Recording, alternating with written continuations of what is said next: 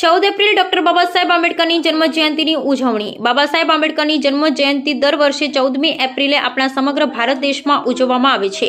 Doctor Bhimrao Ambedkar કે જેઓ પૂરા દેશમાં બાબા સાહેબ આંબેડકર તરીકે પણ ઓળખાય છે, આપણા ભારત દેશમાં તેમની મહેનત અને યોગદાનને શ્રદ્ધાંજલિ આપવા માટે આપણે સૌ દ્વારા દર વર્ષે 14મી એપ્રિલે આંબેડકર જયંતિ તરીકે ઉજવવામાં આવે છે। બાબા સાહેબ એક કાયદાશાસ્ત્રી, રાજનેતા, તત્વચિંતક, નૃવંશશાસ્ત્રી, ઇતિહાસકાર અને અર્થશાસ્ત્રી તેમજ અનેક વિષયના જ્ઞાતા હતા। તેઓ ડોક્ટર બાબા સાહેબ આંબેડકરના હુલામણા નામથી પણ જાણીતા છે। ભારત રત્ન ડોક્ટર ભીમરાવ આંબેડકરનો જન્મ 14 એપ્રિલ 1891ના રોજ થયો। આ 14 એપ્રિલ જન્મ જયંતિ છે। આંબેડકરના પિતાનું નામ રામજી માલોજી સકપાલ અને માતાનું નામ ભીમાબાઈ હતું। ડોક્ટર આંબેડકર બાળપણથી જ ખૂબ જ ગુણવાન અને બુદ્ધિમાન હતા। ડોક્ટર ભીમરાવ આંબેડકરને જ્ઞાતિના ભેદભાવને કારણે ઘણું બધું સહન કરવું પડ્યું હતું।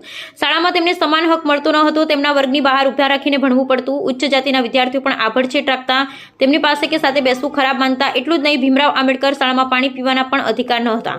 આવા પોતાના કડવા અનુભવોએ ડોક્ટર આંબેડકરના બાળ પર ઊંડી અસર છોડી હતી।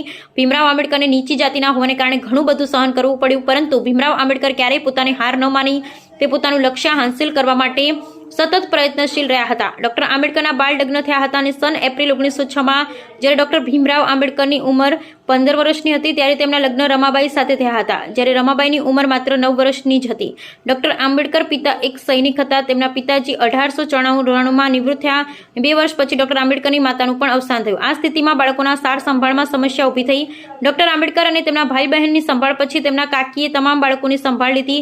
જોકે આ સમય દરમિયાન રામજી સકપાલના 3 પુત્રો બલરામ, આનંદરાવ અને ભીમરાવના અને 2 પુત્રીઓ મંજુલા અને તુલસા પણ આ મુશ્કેલ પરિસ્થિતિઓમાંથી પસાર થયા હતા। હવે બધા જ તેમના ભાઈઓ અને બહેનોમાં માત્ર ડોક્ટર આંબેડકર જ શાળામાં શિક્ષણ મેળવી શક્યા હતા। ડોક્ટર આંબેડકર જયંતિ અથવા ભીમ જયંતિ 14 એપ્રિલ ભારતીય નાગરિક અધિકાર કાર્યકર્તા ડોક્ટર બાબા સાહેબ આંબેડકરની સ્મૃતિમાં મનાવવામાં આવતો વાર્ષિક તહેવાર છે। ડોક્ટર આંબેડકરે જીવનભર સમાનતા માટે સંઘર્ષ કર્યો, તેથી તેમના જન્મદિવસને ભારતમાં સમાનતા દિવસ તરીકે પણ ઉજવવામાં આવે છે। આ દિવસને આંતરરાષ્ટ્રીય સમાનતા દિવસ તરીકે જાહેર કરવાની માંગ સંયુક્ત રાષ્ટ્રમાં કરવામાં આવી છે। ડોક્ટર ભીમરાવ આંબેડકરે 26મી નવેમ્બર 1949ના રોજ લગભગ 2 વર્ષ 11 મહિના અને 7 દિવસના પોતાના અથાગ પરિશ્રમથી સમાનતા, સમાજમાં બંધુત્વ અને માનવતા પર આધારિત ભારતીય બંધારણ તૈયાર કર્યું હતું। ત્યારબાદ તેમણે તત્કાલીન રાષ્ટ્રપતિ ડોક્ટર રાજેન્દ્ર પ્રસાદને દેશના તમામ નાગરિકોને સોંપવાથી રાષ્ટ્ર એકતા, અખંડિતતા અને દરેક વ્યક્તિને સ્વાભિમાની જીવનશૈલીએ ભારતીય સંસ્કૃતિનો મહિમા કર્યો હતો। Bureau report, Hemant Shekhwa.